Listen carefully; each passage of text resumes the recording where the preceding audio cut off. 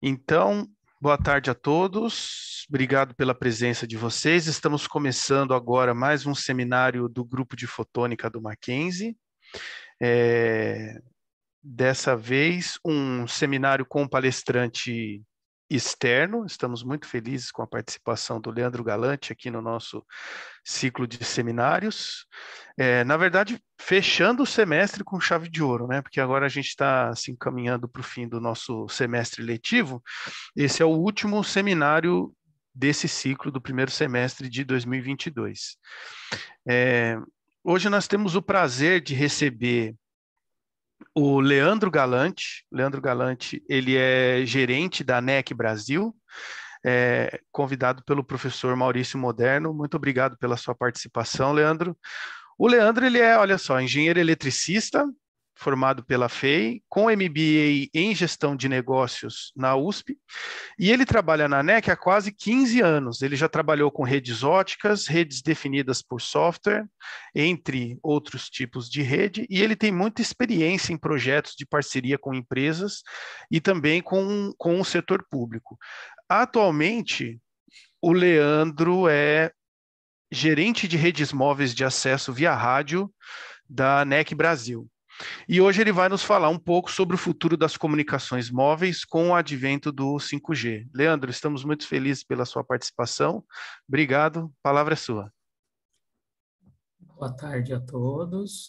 Obrigado, professor Henrique. Obrigado, professor Maurício, pelo convite para a gente bater esse papo e falar um pouquinho sobre 5G. Vocês estão me ouvindo bem? Qualquer coisa, por favor, me avisem. Sim.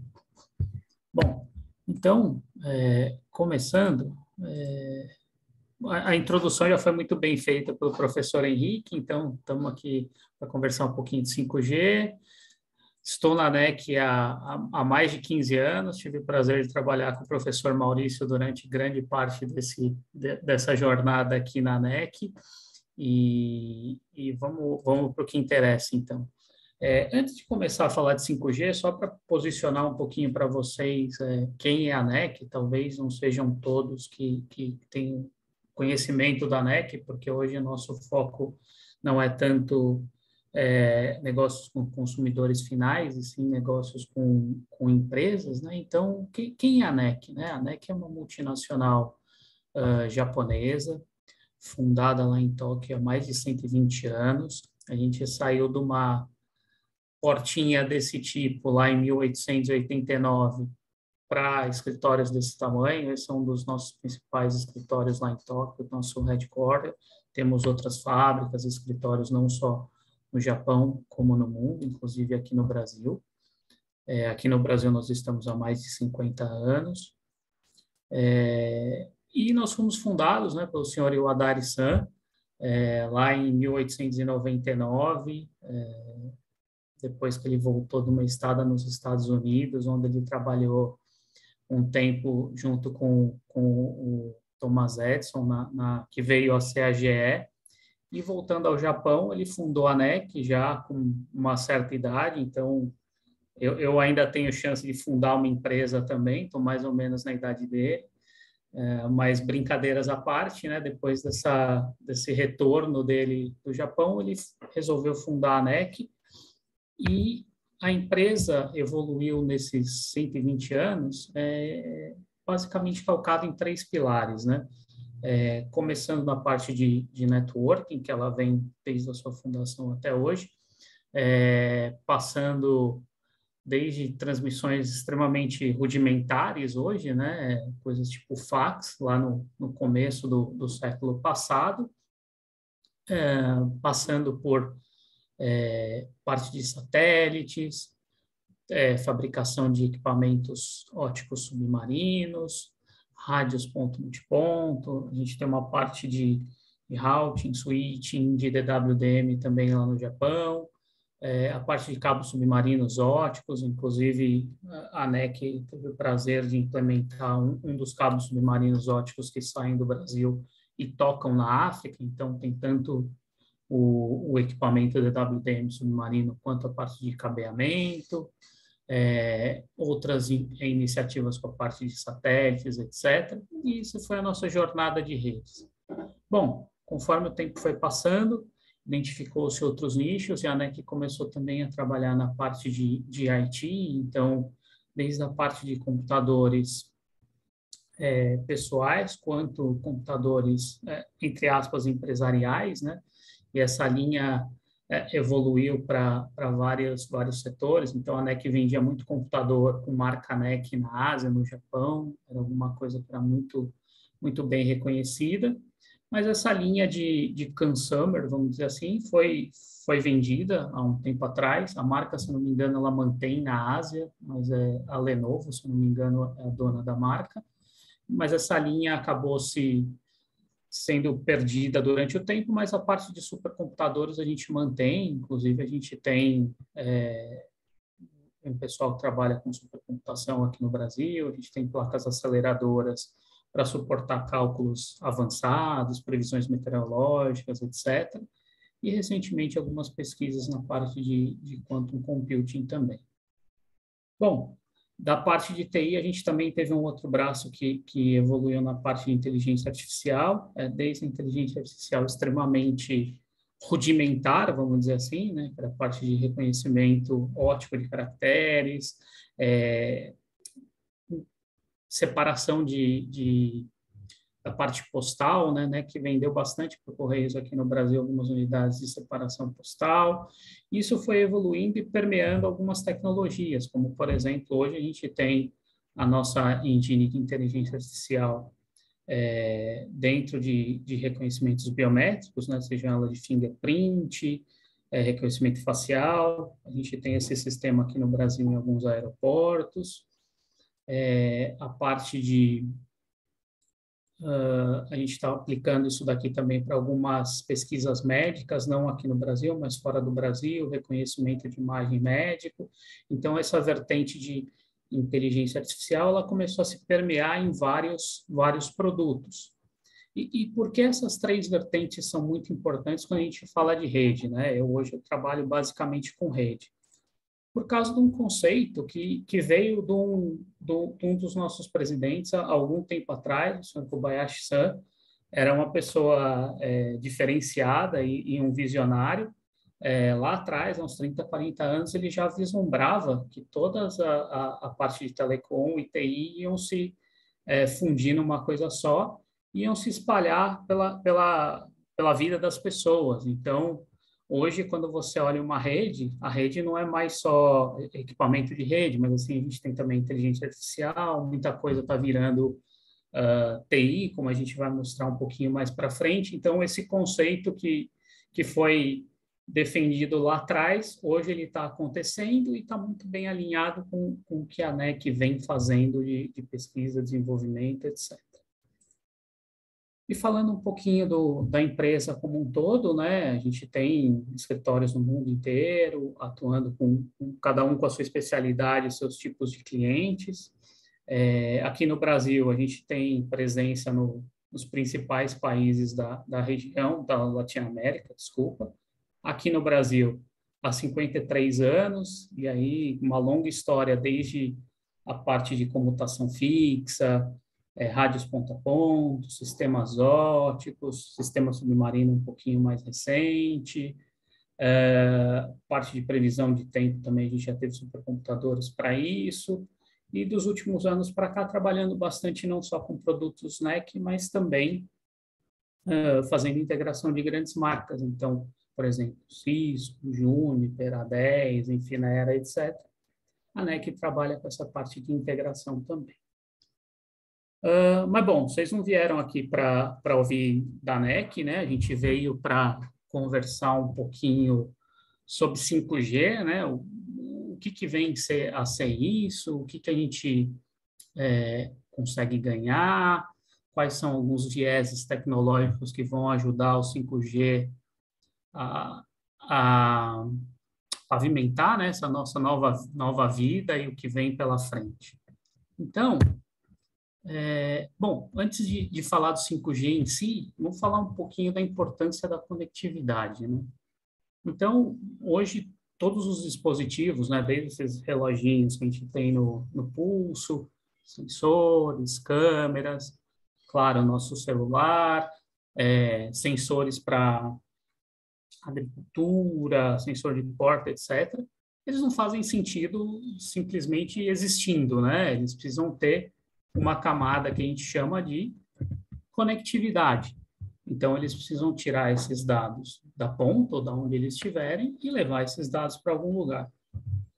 Aqui é onde o 5G vai ajudar a gente bastante, claro que não sozinho. O 5G ele é um pedaço, talvez uma equação muito maior para trazer essa vida e esses novos serviços, mas a camada de conectividade onde ele está inserido é algo que é extremamente importante, a relevância dela só vai aumentar conforme os anos passam. Bom, em cima dessa camada de conectividade, todo mundo gerou dados, tem a camada de conectividade que faz levar esse dado do ponto A ao ponto B, mas isso também não necessariamente resolve todos os problemas, pode resolver com uma chamada de voz, etc. Mas quando a gente começa a querer tratar dados de máquinas, de sensores, etc., a gente precisa de uma camada de data analytics, ou análise de dados, para justamente coletar esses dados, agregar esses dados, limpar esses dados e começar a gerar insights, decisões, etc., com base no que foi gerado pela ponta. E isso por si só também não faz só sentido, né? Então a gente precisa ter em cima disso uma camada de serviço. Então essa camada pode ser desde fazer uma operação remota de uma máquina pesada numa construção, pode ser um reconhecimento facial de uma pessoa para deixá-la passar ou não num controle de borda, um prédio, alguma automação agrária, um sistema médico, etc. Então, a camada de serviços, que no final, quando a gente pensa, começa a ver a rede mesmo, o que demanda de fato a rede, o que é mais importante é o serviço e não o que está debaixo.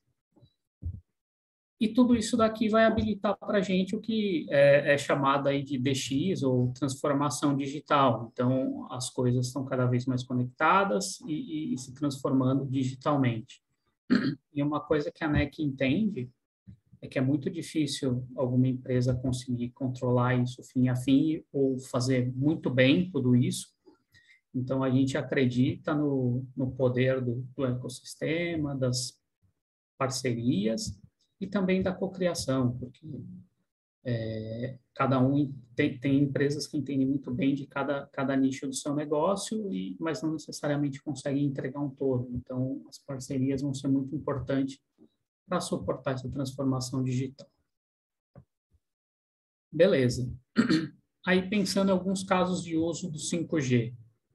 Bom, tem desde coisas que não necessariamente hoje precisam de 5G, mas já podem ser habilitadas, né? Por exemplo, agentes de voz, Alexa, Google, essas coisas. A parte de saúde, por exemplo, diagnósticos remotos, exames remotos, uma melhor integração entre os sistemas. Isso, dependendo do caso de uso, só é possível fazer com o sistema 5G na ponta. Transmissão de vídeos, não só mais a 4K, mas a 8K, quando a gente precisa de uma banda muito grande e a aplicação é sensível ao tempo de transmissão, então o 5G pode ajudar a gente. A parte de automação na parte do campo, então aqui tem não necessariamente só o 5G, mas aqui a gente pode usar o 5G como um habilitador de outras coisas. Então, de repente, pilotar uma máquina remota, ele pode ser um backhaul para uma rede de mais baixa potência para conectar somente sensores. Então, vários casos de uso também da parte de agricultura. A parte de construção civil, mining, então a gente começa a tirar pessoas de ambientes hostis, coloca numa sala de controle e deixa a máquina trabalhando nesse ambiente hostil, então as pessoas têm muito menos risco, uma qualidade de vida muito melhor. Um caso muito interessante também para 5G, a gente vê que vai habilitar muita coisa, a parte de Smart Cities, e aqui no Smart Cities a gente fala de basicamente tudo conectado, desde carros, infraestrutura, então semáforos, coordenação de semáforos, as coisas se falando para, de repente, priorizar uma ambulância que precisa ter os faróis abertos. Durante esse tratamento, a pessoa está na ambulância, já começar mandando prontuário, resultados de exames para o hospital, para esse pessoal já ir se preparando e entendendo o que está acontecendo com essa pessoa. Então, essa coordenação das atividades na cidade também vai ser muito habilitada pelo 5G, que aqui, né, como estava falando, tem uma certa overlap entre os dois casos de uso. Aqui a gente está falando muito em veículo a veículo, etc. E, claro, a parte de entretenimento, né, a utilização, de repente, de AR, VR, para aumentar essa experiência do usuário quando está vendo um evento. Beleza, então aqui a gente viu que tem uma gama de aplicações possíveis em cima de uma rede 5G extremamente extensa. E para tentar endereçar esses tipos de caso de uso, foram criados basicamente 3 grandes grupos, tá? Lá atrás, quando a gente começou a desenhar o que seria o 5G, isso foi criado e definido, então são basicamente 3 grupos. O primeiro, que é o que foi mais bem definido e o que estaria disponível 100% no Release 15, que é a primeira versão do 5G, é o que a gente chama de EMBB, que é o Enhanced Mobile Broadband. Então, aqui são basicamente a gente pegar os tubos que a gente tem hoje no 4G e aumentar esses tubos. Ter muito mais banda e vazão para esse usuário final. Isso começa a habilitar para a gente alguns casos de uso, por exemplo, realidade aumentada, realidade virtual, aquelas brincadeiras novas dentro de estádios de esporte, transmissão de vídeos, sejam ele 3D ou 8K. Isso é muito pautado pela demanda de banda que o serviço está consumindo e demandando da rede. Beleza, esse é um caso de uso. Temos um outro caso de uso que lembra que a gente falou, cidade, pessoas, dispositivos, tudo vai começar a ficar conectado na rede. Então, a gente precisa que essa rede ela entenda, absorva e tenha a capacidade de endereçar todos esses dispositivos. E daí vem esse outro tipo de serviço que é o MMTC, que é o Machine Type Communication. Aqui, diferentemente do EMBB, não necessariamente você precisa de tubos grandes, mas você precisa de uma alta densidade de dispositivos conectados na rede. E apesar de eu estar falando de separado, não pensem que isso são ilhas, tá? Os serviços, muitas vezes, eles vão tem um serviço que vai estar aqui no meio, então ele vai demandar muita banda e muito dispositivo conectado. Não, vai ter um outro que vai estar nessa outra ponta. É só para a gente classificar e entender os tipos de serviço. Esse EMTC foi o segundo a ser definido, parte dele está no Release 15, a outra parte está no Release 16. E o último, que é o mais complexo de todos, que são os serviços de ultra-baixa latência. Então, aqui a gente começa a habilitar serviços de manufatura automática,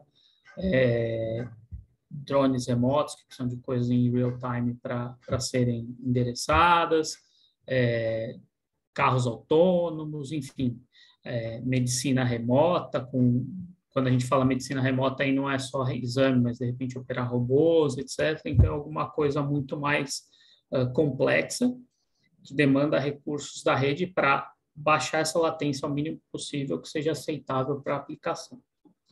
Esses 3 serviços, eles foram definidos lá atrás, no que a gente chama de IMT 2020, que foi definido pela ITU-T, se não me engano, em 2015, que é onde se definiu a visão do 5G e o que ele endereçar como casos de uso. Hoje, já existem vários grupos trabalhando no que vem a ser o 6G, né?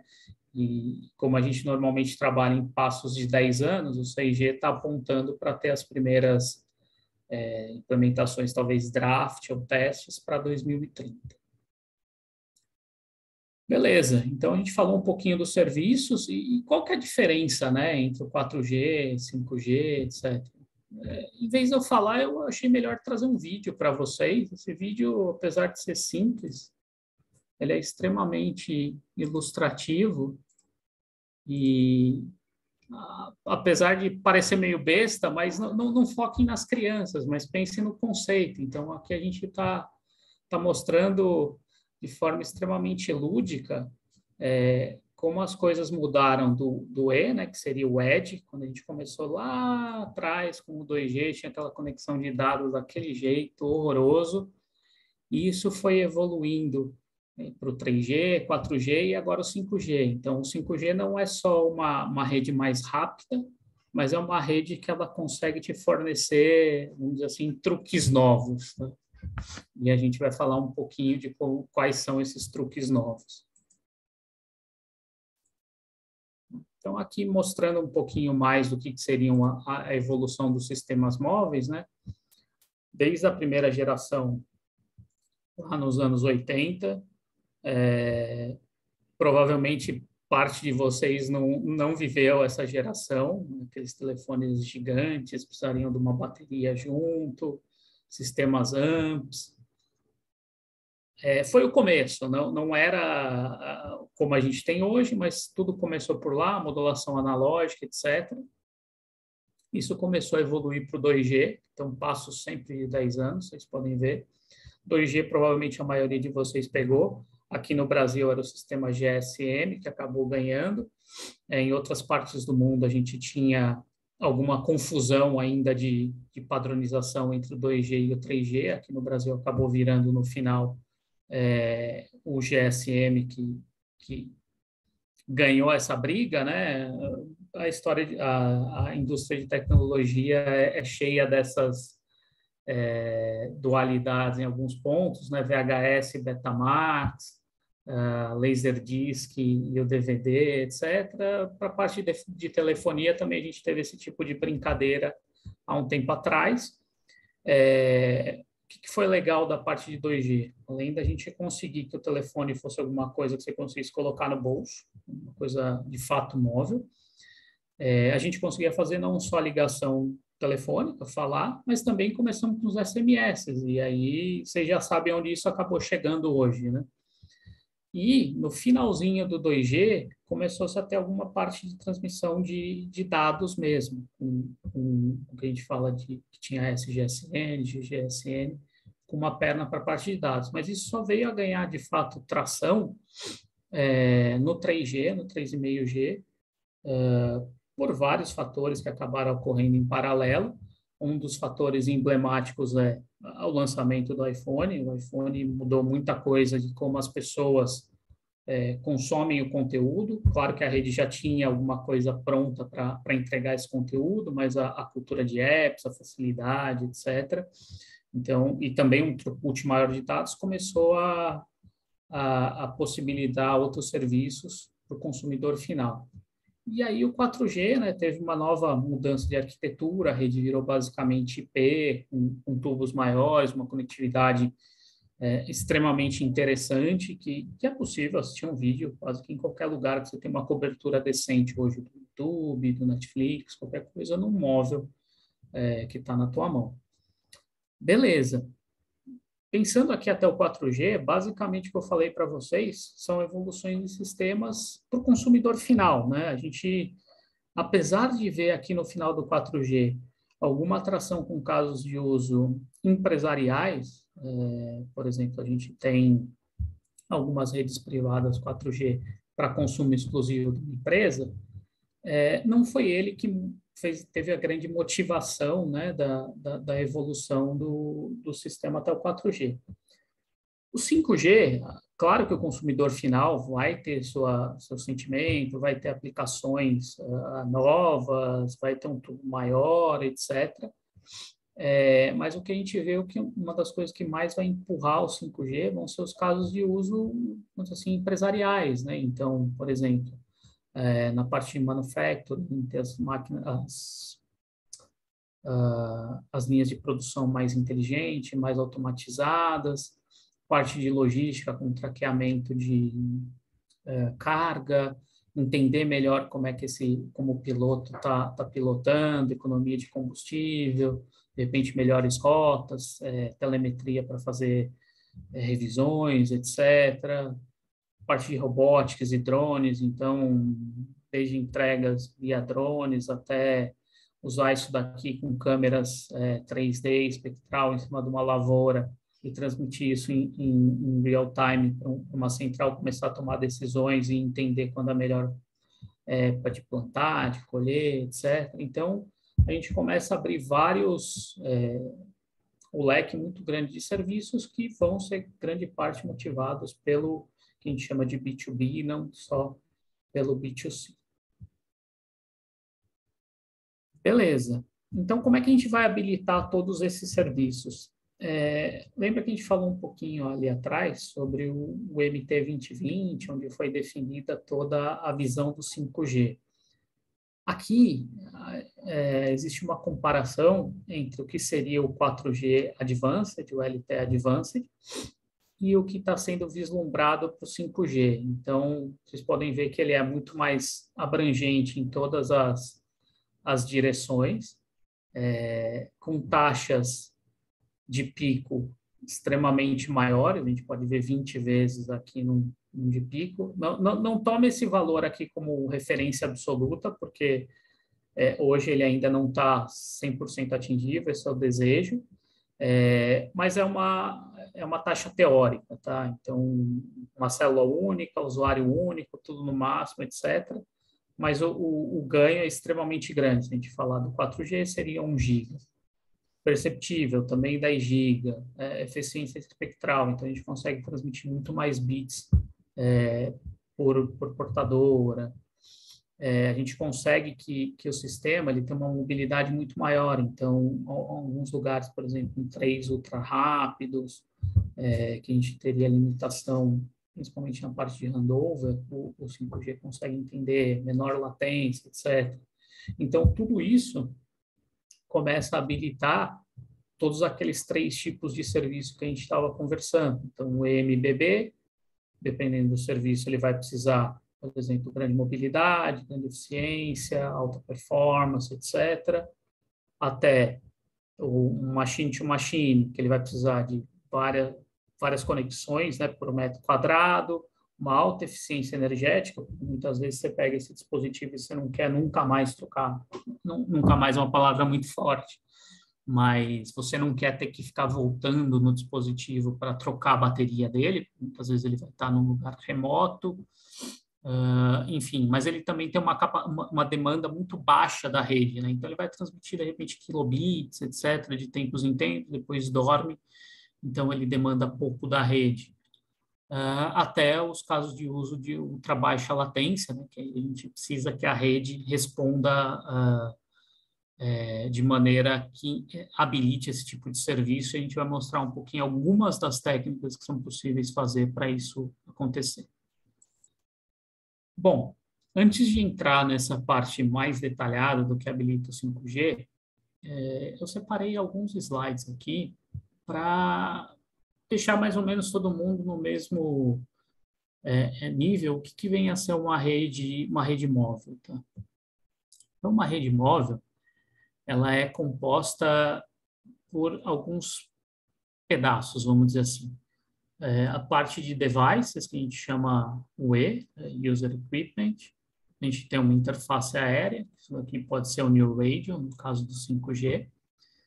Uma rede de acesso de rádio, aqui a gente vai ter basicamente um elemento que eu mostro para vocês no próximo slide, e esse elemento evoluiu muito com o passar do tempo. Só a rede de acesso de rádio, ela não faz nada por si só, a gente precisa ter uma rede de transmissão que interligue isso até uma rede, alguns chamam de núcleo, no fato eu acabo usando ela como em inglês, que é o Core Network, que aqui sim a gente tem o acesso à internet, tem toda a parte de autenticação, controle de usuários, e aqui com todos esses blocos a gente consegue montar uma rede móvel fim a fim e ter acesso a aplicações e aos serviços. Beleza, mas o que de fato tem dentro de uma rede de acesso? A rede de acesso, não todos os elementos, mas pelo menos uma parte dela, é aquela que a gente consegue ver, né? Então, quando olha para as torres, ou para um topo de prédio onde tem alguma estação rádio base instalada, você consegue ver lá uma anteninha, né? Normalmente tem antenas, 3 antenas, uma para cada setor, 120 graus, 120, e você vê uma antena, dependendo do site, você vai ver um outro pedacinho para uma unidade de rádio. Então, ali é toda a parte que vai fazer a comunicação com o móvel, com o usuário final. Embaixo dessa infraestrutura, a gente tem um outro pedaço, que aqui pode ser um hardware dedicado, pode ser um servidor, esse pedaço pode estar quebrado em 2 partes, que é o que a gente chama de banda base, ou BBU. Aqui, essa entidade, ele faz todo o processamento do sinal, né? Joga ele em digital para jogar no core, tanto a parte de user plane quanto control plane. Tá? Então, essa é a parte de RAM, ela faz todo o gerenciamento de canais de rádio, a parte de conexão com o core, tanto control user plane, a coordenação de handovers, que é alguma coisa bem importante, né, para a gente ter continuidade nos serviços, agregação de links, você pode pegar 2 portadoras e agregar ela num sinal só para dar um throughput maior para um usuário, balanceamento de carga. Então, normalmente essa anteninha, ela não está irradiando só uma frequência, você tem algumas frequências empilhadas, e aí, dependendo do tipo de serviço ou do interesse da operadora, você pode ser jogado entre uma frequência ou outra para fazer o balanceamento de carga e também te entregar um melhor serviço. Então, esse é a parte de rede de acesso de rádio, né? E ela evoluiu muito do 2G até o 5G. No 2G, a gente tinha containers com todos os equipamentos embutidos lá dentro. Agora, basicamente, são 2 pedaços de unidade que eu vou mostrar para vocês daqui a pouco. E como que é montada essa RAM hoje, né? Hoje, a gente tem o que a gente chama de RAM legada. Ela funciona bem, como todas as operadoras vêm montando a RAM hoje, mas ela tem alguns desafios ou particularidades, né? O que acontece? Hoje elas são muito calcadas numa integração vertical, então você precisa comprar do mesmo fabricante, tanto a unidade de rádio, que a gente chama o RRU, quanto a banda base. Então você ficou fechado com esse usuário, com esse fabricante, tirando um pouco da flexibilidade. O que está acontecendo agora com o advento da Open RAN, que foi um movimento que foi empurrado pelas operadoras, eu não quero ficar preso a um fabricante só para me entregar a RAM, mesmo que isso seja por região. Por quê? Grande parte dos investimentos das operadoras está nessa parte de RAM, então o grosso do dinheiro está aqui. Então, quanto mais gente tiver, na teoria, melhor para eles conseguem enforcar mais pescoços e não ficar presos em um vendor só. E aí, o que aconteceu? Com o Open RAN, algumas interfaces que antes eram proprietárias, elas começaram a virar abertas. Então, por exemplo, entre a unidade de rádio e um pedaço da banda base, que é a DU, foi se especificado um protocolo aqui que chama Open Fronthaul. Então, na teoria, todo mundo que está de acordo com esse padrão e fez os testes de interoperabilidade, você consegue arrancar um vendor de RRU e colocar outro. Na teoria, o serviço vai funcionar. Então, a gente fez uma desagregação nesse ponto. Um outro ponto de desagregação. O hardware e o software também não precisam ser mais no mesmo vendor. A gente pode começar a brincar e pegar um vendor para fornecer o hardware e um vendor para fornecer o software. E um outro vendor para fornecer RRU. Isso tem suas vantagens. Assim, você começa a ter vendors que podem se especializar em nichos, acelerar a inovação. Em tempos como a gente tem hoje de silicon shortage, isso daqui pode te dar uma flexibilidade muito maior de quem comprar e redundâncias, entre aspas, de unidades fabril, porque de repente o fabricante fabrica na Coreia, o outro no Japão, e de repente, sei lá, deu um tsunami no Japão, o cara compra da Coreia, enfim, você tem uma flexibilidade muito mais interessante. Além do que, com o Open RAN, está sendo muito empurrado o conceito dessa rede também virar virtualizada. Então, a gente está está empurrando cada vez mais a nuvem até a ponta. Então, esse conceito de cloudification, alguma coisa que é muito importante para a gente dar escala e conseguir que os serviços também atendam a todas aquelas demandas que a gente estava falando lá em cima, né? Então, de repente, eu tenho um serviço que é muito intensivo de conectividade, tá bom. Eu preciso de mais tubos. Se minha infraestrutura estiver toda habilitada, eu faço um provisionamento remoto via sistema de mais capacidade naquela interface, naquela região, e consigo entregar o serviço conforme foi demandado pela aplicação. Então, com o Open RAN, a gente consegue ajudar os operadores em alguns desses desafios. Beleza. Para tentar tirar o negócio um pouco só da parte de bloquinhos, né, e deixar um pouco mais visual, então esse é um exemplo de uma estação rádio base, né, e todos os principais componentes. Então, o que a gente tem? Normalmente um container, que é onde você vai abrigar a eletrônica, né, e alimentar ela. A torre, onde a gente vai ter as antenas, ou dependendo da tecnologia, essa antena já é integrada com a unidade de rádio. As unidades de rádio podem estar aqui ou penduradas aqui.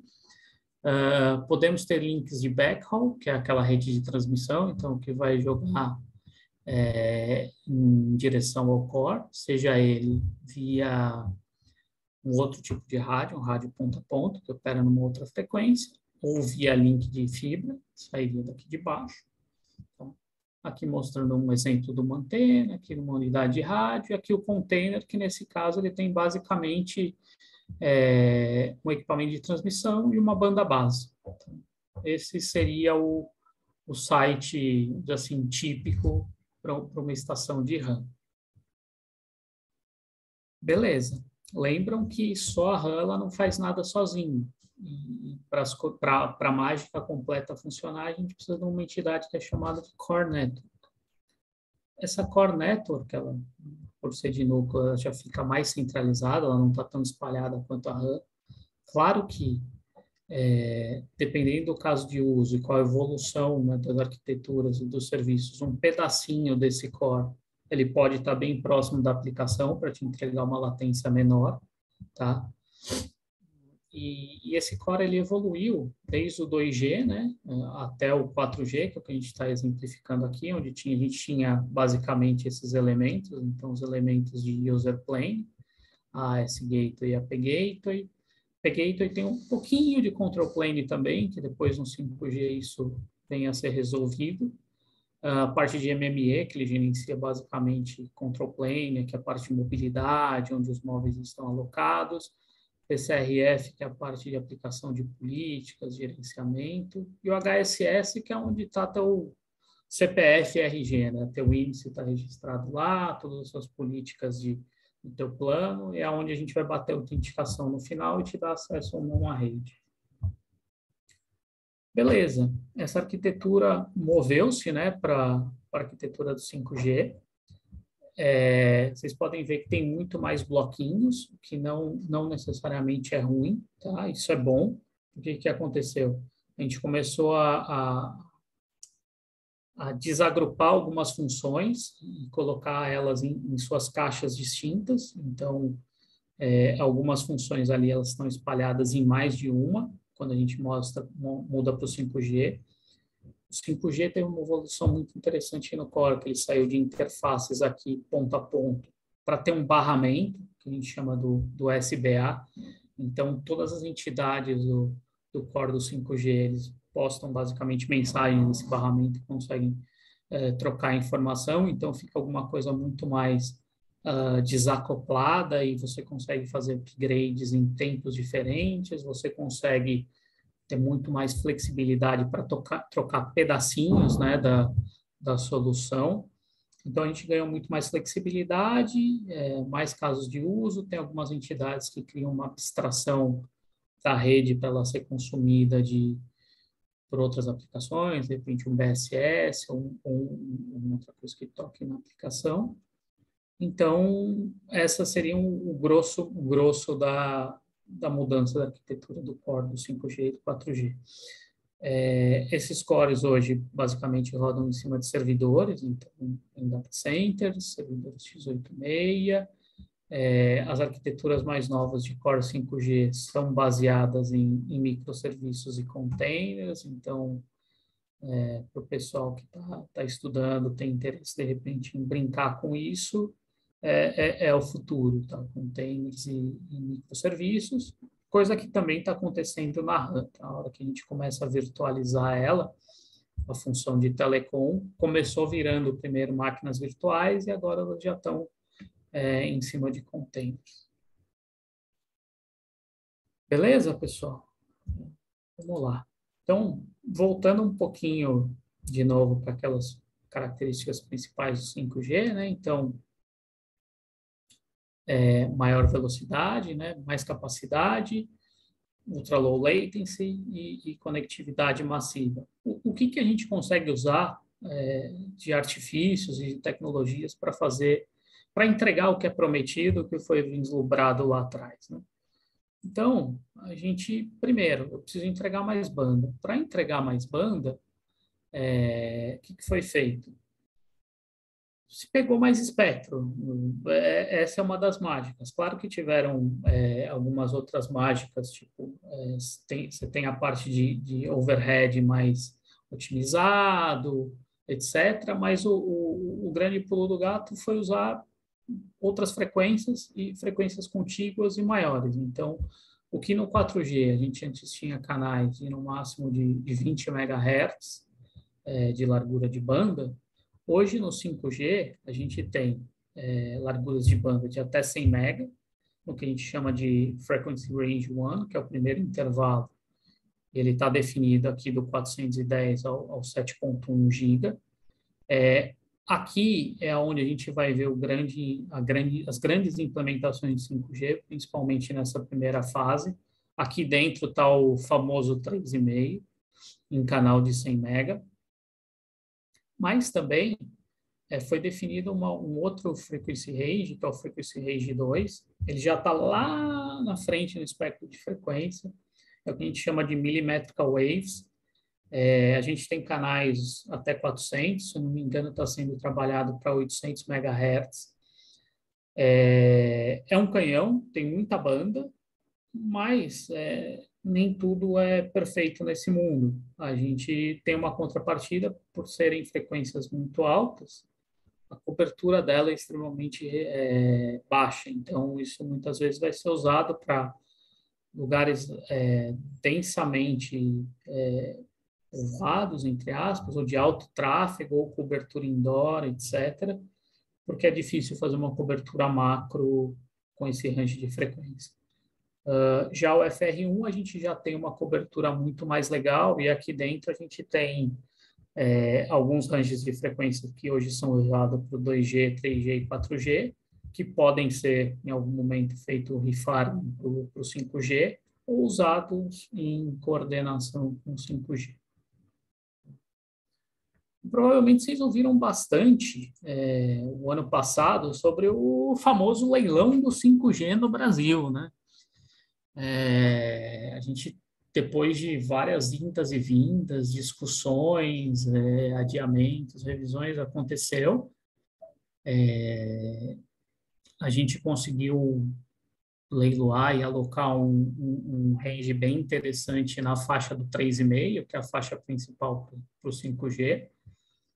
As grandes operadoras ficaram com faixas contíguas de 100 MB. Então, se olhar na alocação de espectro, depois que foi rearranjado do leilão, a primeira faixa ficou da Claro, Vivo, TIM, que são os blocos nacionais. O último pedacinho da faixa estão as competitivas.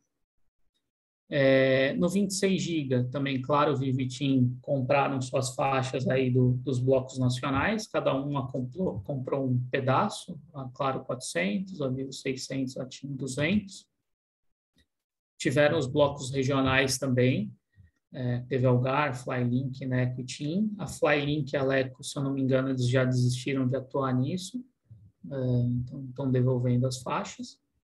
Então, esse será o grosso do deployment do 5G. O que acontece? houve também um leilão do 2.3 GB. 2.3 GB é uma frequência interessante. Hoje ela não é a principal para uso de 5G. Muitas operadoras ainda usam ela com 4G, mas tem planos para utilizar também com 5G ou fazer DSS, etc. Então, por isso que eles compraram também. Mas no edital não existe obrigação deles cobrirem com 4G, bem como a frequência dos 700 MHz. Então, esses dois, a princípio, poderiam ser usados só para 4G. E aí vocês podem ver que as larguras de banda são extremamente menores, né, o que habilita menos throughput. Aqui no 3,5, depois a gente vai começar a conectar as ideias, mas guarda na cabeça que o governo falou muito do tal do 5G puro, tá? E ele trabalha aqui em cima desse 3,5 também. E aqui só para dar para vocês um panorama de como foi planejada, né, a implementação do 5G. Esse primeiro milestone de ter até final de julho uma estação rádio base nas capitais para cada 100 mil habitantes já foi deslocada para final de setembro, por N motivos, um deles a limpeza do espectro, né, da TV digital, mas tem mais coisa aí por trás. E aí isso vai evoluindo até o final de 2024, aí pensando nas obrigações oficiais, né, focando nas capitais e Distrito Federal. 2025 viraria um ano que aí já começa a entrar outras regiões, né, menos diferente das capitais, né, então aqui a gente entraria. E as obrigações, assim, para o grosso mesmo dos municípios começariam a partir de 2026, né? Então, existe uma jornada aí grande até o 5G endereçar toda a nossa população. Claro que o Brasil tem algumas dificuldades extras, né, quando a gente compara com países pequenos da Europa, devido ao seu tamanho continental. Beleza. Além do aumento no tamanho do espectro, né, contíguo, que a gente teve no 5G, tiveram algumas outras evoluções também na parte de rádio. Uma evolução interessante é que a gente começou a aumentar e aumentou exponencialmente a quantidade de antenas e receptores em cada elemento. Então, até o 4G, a gente falava em MIMO, né?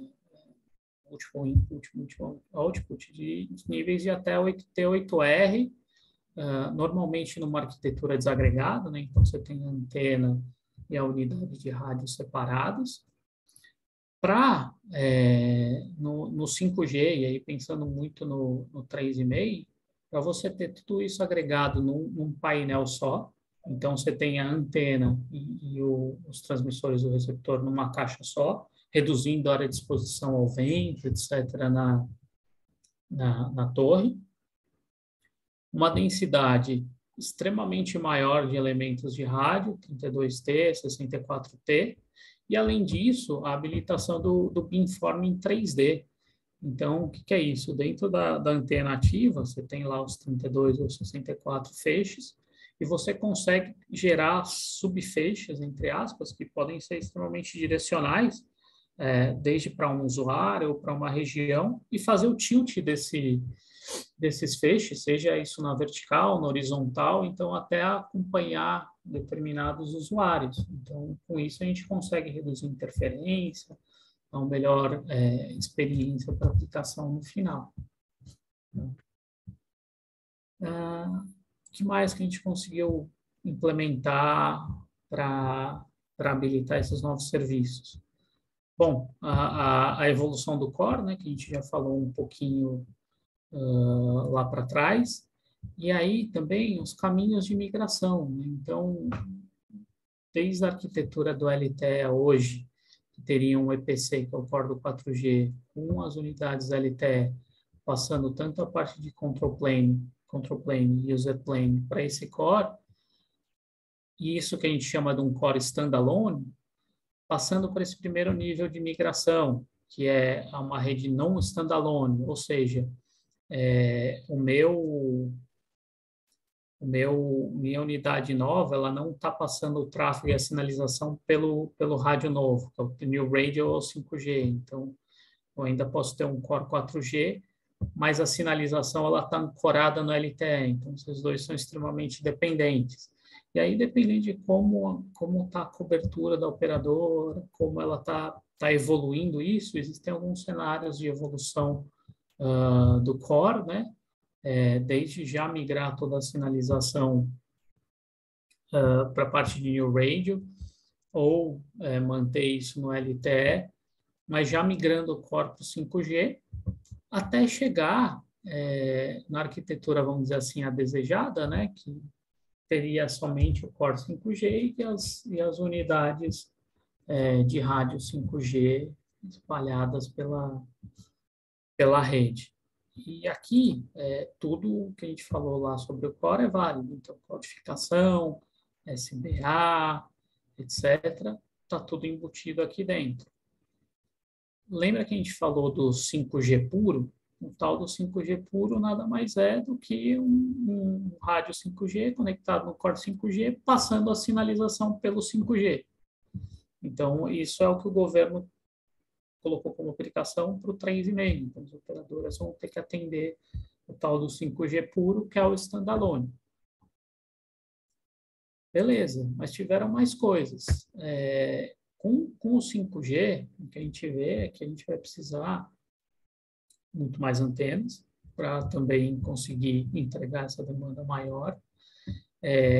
As redes começam a ficar, por causa disso, mais complexas, né? Você precisa de mais fibra, mais equipamento, mais conexões.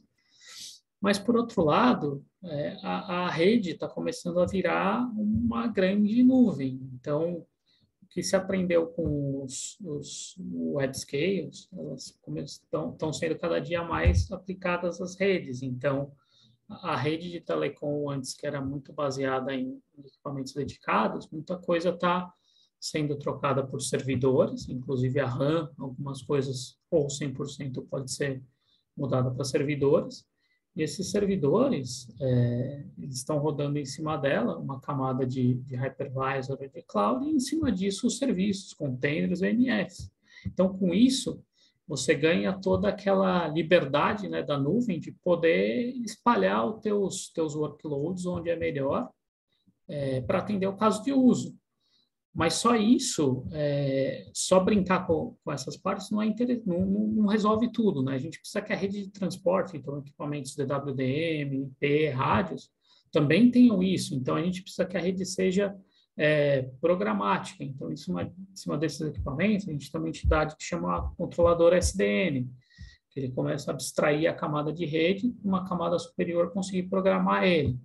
Então, no fim a fim, a rede começa a ficar cada vez mais cloudificada, automatizada e programável, através da utilização de controladores SDN, controladores fim a fim e as interconexões entre os sistemas. Então, isso a gente está vendo muito na rede.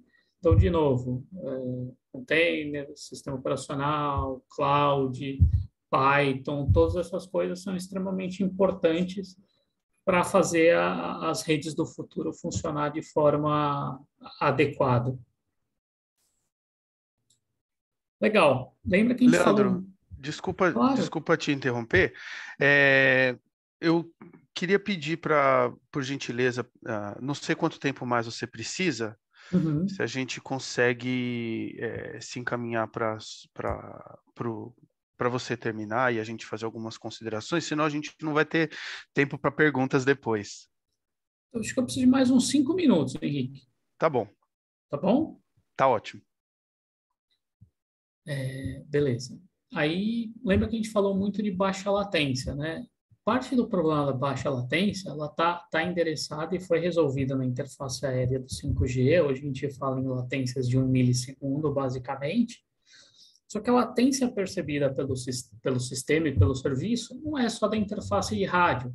A gente tem uma componente muito importante da latência que está na tua rede normal. Então, passar pelos equipamentos de rede, roteadores, e até onde está esse serviço.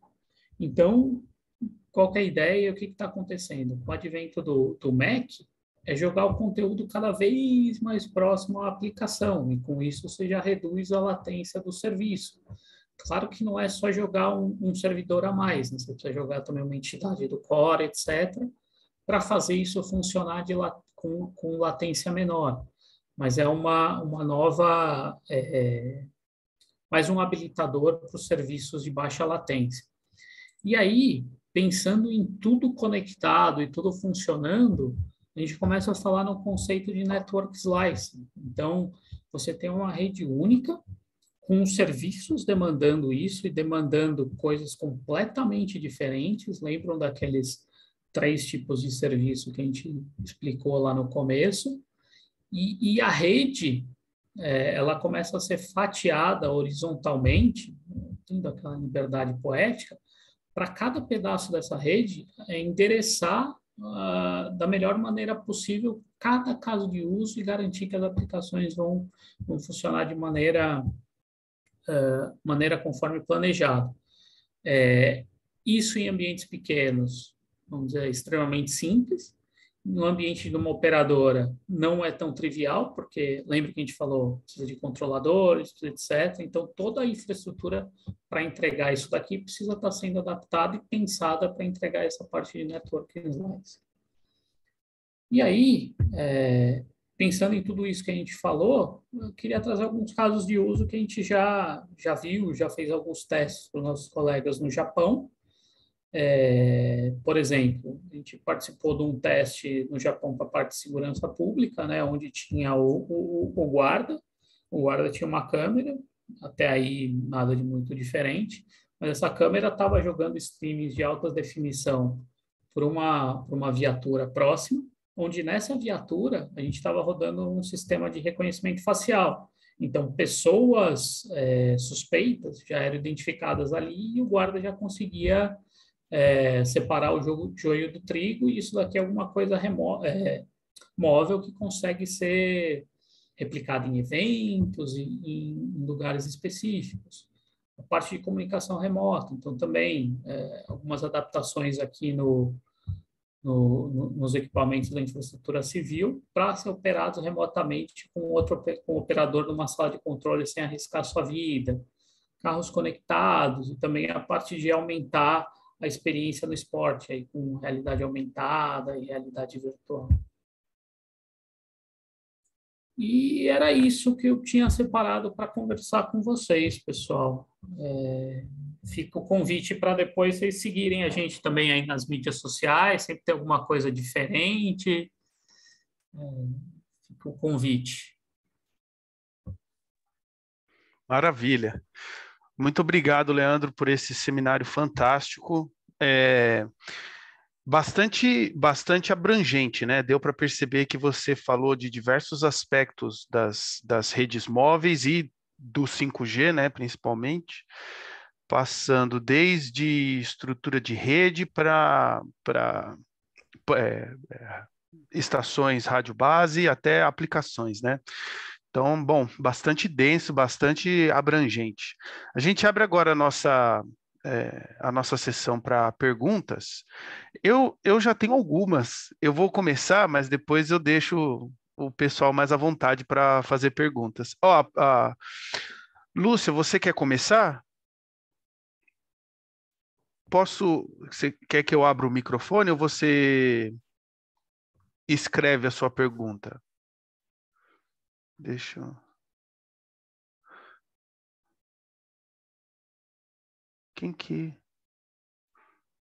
Peraí, quem que levantou a mão? Foi a Lúcia ou foi o André? Agora eu me perdi. Ó, de qualquer maneira, a Lúcia e o André, a hora que quiserem, podem abrir o microfone, tá? Mas eu tenho uma pergunta. Você comentou que as redes de engraçado que até uma coisa que eu e o Maurício discutimos recentemente, lembra, Maurício? As redes, você comentou que as redes 5G, por conta da frequência, elas têm um alcance menor, se eu entendi bem, né? Uhum. Como é que fica essa questão no início da implementação das redes 5G em termos práticos?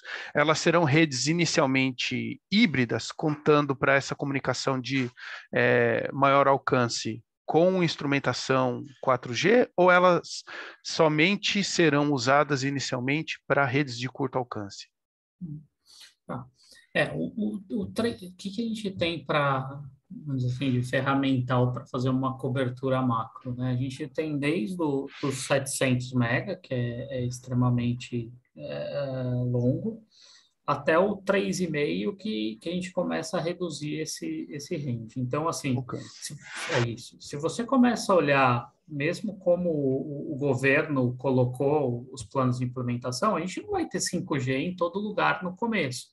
Então, a gente vai começar primeiro com cidades grandes, as operadoras com certeza vão ter algumas cidades estratégicas também que elas vão lançar os projetos de 5G, mas assim, o que a gente consegue fazer? No 3,5, é possível puxar no 2,3 também, que aí já a cobertura já é mais legal. No 700, os rádios de 700 eles também podem ser habilitados no 5G, mas qual que é o desafio aí? A gente não consegue dar tanto throughput, né? Porque você só tem 20 mega.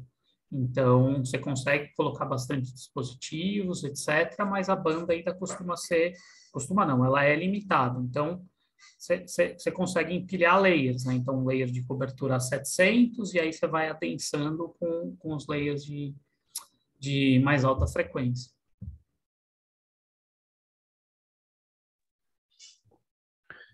Muito bem. Tem uma. Alguém tinha levantado a mão, mas aí agora a pessoa não se manifestou mais. Aqui, ó, a Lúcia. Diga lá, Lúcia. Oi, oi, Professora Lúcia, obrigado pela participação. tudo bem? Boa tarde. Boa tarde. Primeiro queria agradecer aí o Leandro pelo seminário e o parabéns aí pela apresentação. A gente agradece aí a sua disponibilidade aí de estar participando aí com o seu conhecimento aí trazendo um pouquinho para a gente. Eu queria perguntar, teve um dos slides que você comentou sobre Massive MIMO, né? E Beamforming. Uma pergunta que eu queria aproveitar aqui o assunto a parte de beamforming, como é que está isso? A tecnologia já está bem avançada ou tudo isso ainda está em pesquisa ou já é comercial, é facilmente controlável? Como é que está essa parte do sistema 5G, né, da parte ativa de controle das antenas? Opa. Eu acho que era 24, 20 alguma coisa. Daqui. Isso, então. Isso. Essa parte de ativa antenas, elas já existem, tá? Uhum.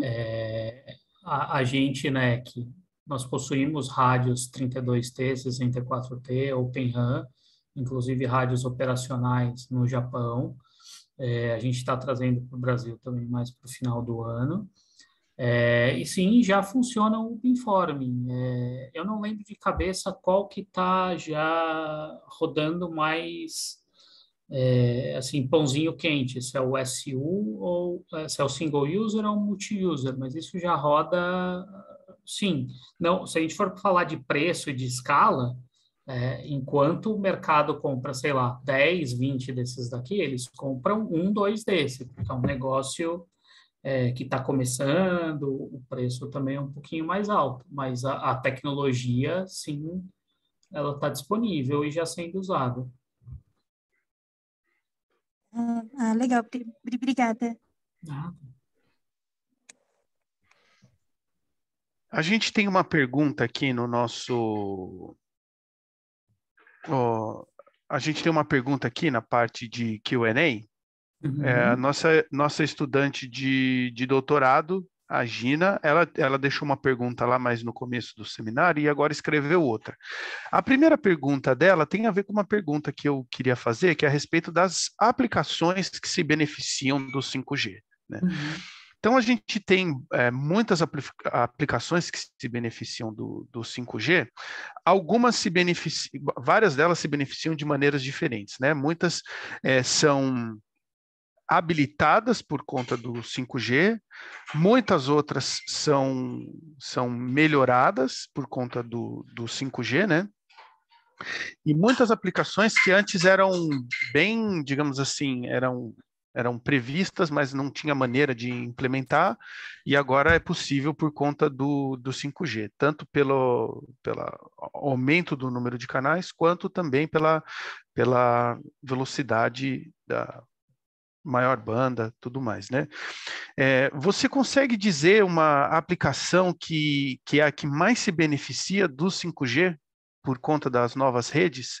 E aí isso tem a ver com a pergunta da Gina, que ela pedia para explicar melhor a aplicação em holografia que aconteceu em algum slide. Bom, na hora que ela falou, eu não consegui anotar o slide, mas tem algum slide que você comenta sobre holografia, né? Se puder comentar sobre isso também.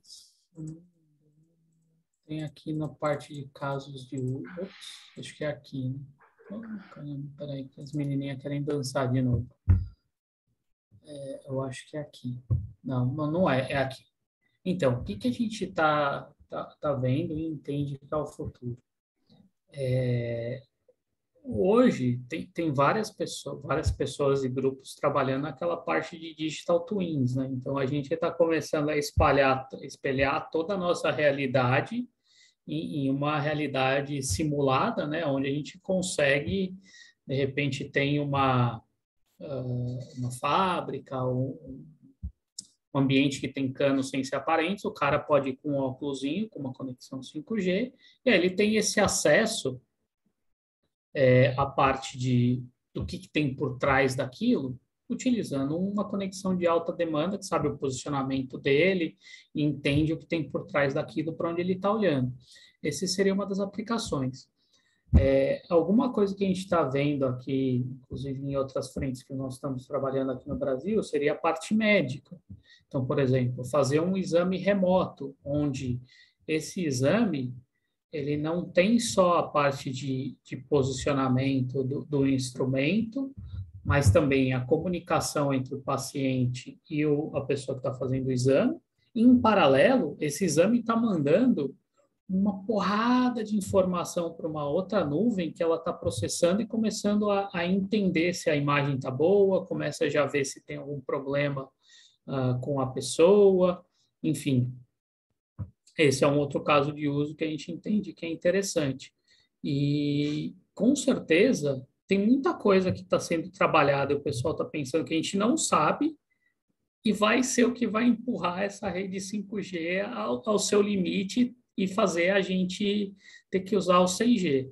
Então, é difícil falar um caso de uso que é o matador, mas assim, tem muitas coisas acontecendo em paralelo. Muito bem. Bom, basicamente são coisas que vão se beneficiar tanto da banda quanto da velocidade, né? Transmissão de dados, análise de dados simultâneas, como você mencionou nessa interação paciente-médico, tudo ao mesmo tempo. No minha visão particular, assim, o 5G, apesar de ter tubos maiores, mas o grande diferencial dele é a baixa latência. E aí não é só o 5G, né? Jogar o conteúdo para a ponta, aí a gente começa a ter um mundo novo, né? E a baixa latência é uma coisa que deixa o usuário mal acostumado, né? Depois não dá para viver sem. Exatamente. A Gina deixou mais uma outra pergunta. Tá nessa mesma parte de aplicação? Tem alguma preocupação adicional que surge com o advento do 5G no quesito à segurança das redes? Ela pergunta isso, por exemplo, se o 5G já é usado em redes de bancos. Ela gostaria de saber sobre essa parte de segurança das redes. Então, sim. Deixa eu mudar de slide, que talvez seja mais... Dentro dessas caixinhas, já tem muita coisa que é definida pelas entidades de padronização, 3GPP, etc. Então, O usuário, para navegar na rede, ele é autenticado, né? Ele tem chaves únicas, etc. Então, assim, a rede, ela é segura, mas enquanto tem um pensando na parte de segurança, tem 30 tentando arrebentar. Então, as coisas são dinâmicas. Hoje a gente, sim, a rede 5G é segura. O que a gente tem que tomar cuidado? Lembra que está virando muita coisa servidor e IT. Então, dependendo de como essa rede for implementada, a gente está jogando servidor bem na borda. A gente precisa tomar cuidado como que a gente vai definir esse perímetro para essa borda. Não deixa de ser um data center. Então, eu vou precisar do quê? Vou precisar, de repente, de túneis IPsec, de repente eu preciso de um firewall de perímetro ali para proteger essa aplicação, eu preciso desabilitar o console, eu preciso que esse cara só tenha acesso, de repente, via um TACAX, porque ele pode ter um acesso físico lá e querer mexer na minha rede. Então, segurança é um negócio que é extremamente abrangente, vai desde o cadeado na porta até uma segurança lógica. A parte de protocolo é extremamente robusta, mas a gente precisa tomar cuidado também como a gente implementou isso no campo. Uhum. Muito bem. Temos ainda tempo para mais algumas perguntas, se alguém tiver interesse.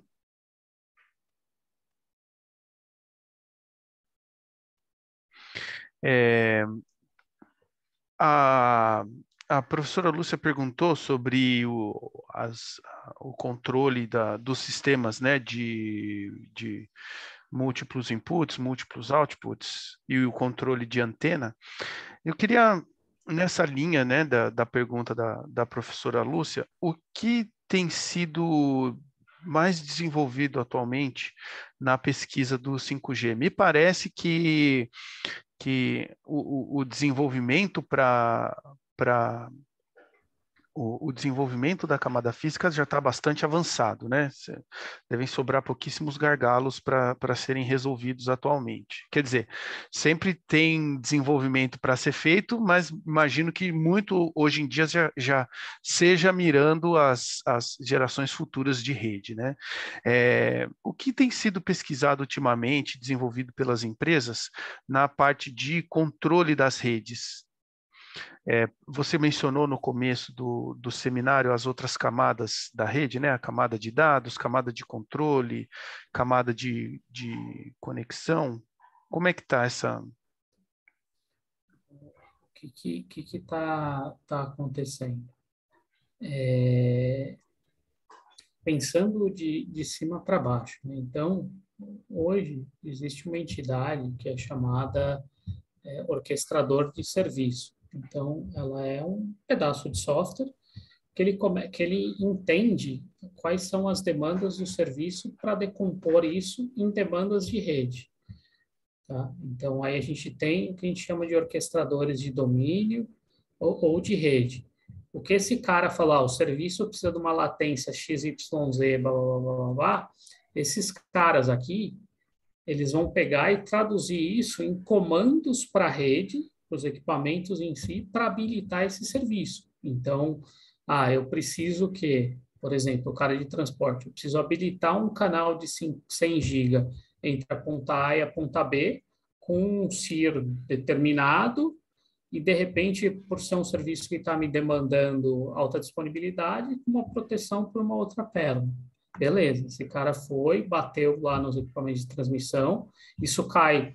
Esses orquestradores de domínio são grandes workflows, então por trás ele tem uma maquinaria que ele vai saber como é que bate cada comando, ele vai saber se isso foi ok ou não, e vai te ficando tudo verdinho. Beleza, retorna para esse cara, ok, provisionei minha parte. Rede de acesso de rádio. Eu preciso que na região XYZ tenha tanto de banda disponível para tais aplicações. Tá bom, ele vai e provisiona na rede de acesso de rádio, de repente precisa instanciar alguma outra coisa para aguentar esse throughput, precisa fazer alguma configuração em algum parâmetro de rádio, vai fazer essa configuração e devolve para o orquestrador fim a fim. E a mesma coisa no core. Esse cliente, ele comprou um slice, então eu preciso provisionar aqui, de repente, entidades dedicadas para esse cara, para fechar o serviço dele. Então, provisiona na entidade do core, retorna para o orquestrador, e esse orquestrador te dá um ok para consumir essa rede. Isso, assim, falando em bloquinhos, é bonito, é extremamente legal, mas é extremamente complexo para se colocar isso funcionando numa rede, porque são toques com vários tipos de equipamentos, você tem toques com sistemas de TI das operadoras, muitas vezes são coisas legadas, enfim, é alguma coisa que a gente vê que é um futuro, mas esse futuro não está totalmente acontecendo hoje. Isso deve acontecer ao longo dos anos para habilitar tudo que os serviços vão necessitar, né? Certo. Não sei se era nessa Bom, linha a pergunta, sim, sim. Henrique. Não, é um ponto bastante interessante. A gente tem alguns alunos que estudam, por exemplo, redes definidas por software, e essa questão de gerenciamento de rede pode ser muito beneficiada por essas estruturas, né? Então, é um ponto bastante interessante. Bom, estamos nos encaminhando para os instantes finais do nosso seminário de hoje. Se ninguém tiver mais perguntas, eu vou encaminhar aqui para os finalmente e para as considerações finais. Queria agradecer a participação de todos os estudantes de graduação, estudantes de pós-graduação, os nossos colaboradores, professores da Escola de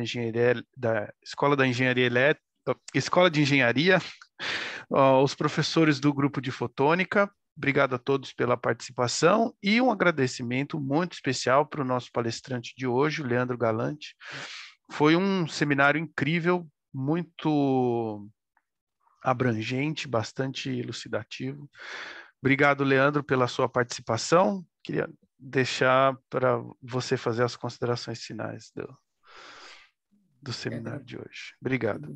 Agradecer a todos, professor Henrique, professor Maurício, pelo convite, pelo tempo dos colegas que despenderam aí nessa uma hora e meia. Espero ter agregado alguma coisa, e estamos à disposição aí para trocar ideias. Como a gente falou no começo, o 5G vai precisar ser uma coisa muito colaborativa para as coisas funcionarem fim a fim. E a academia é uma perna extremamente importante nessa equação. Maravilha. Então, é isso. Muito obrigado, Leandro, mais uma vez. Muito obrigado a todos pela participação. E encerramos assim o nosso semestre do ciclo de seminários do Grupo de Fotônica e das nossas reuniões de pesquisa. Desejo a todos uma boa semana, bom fim de semestre, boas férias e nos vemos em breve. Obrigado, Leandro. Obrigado, Henrique. Valeu, Obrigado, Maurício. pessoal. Então, obrigado a todos e até breve. Até. Mais uma vez, obrigado, Leandro. Tchau, tchau.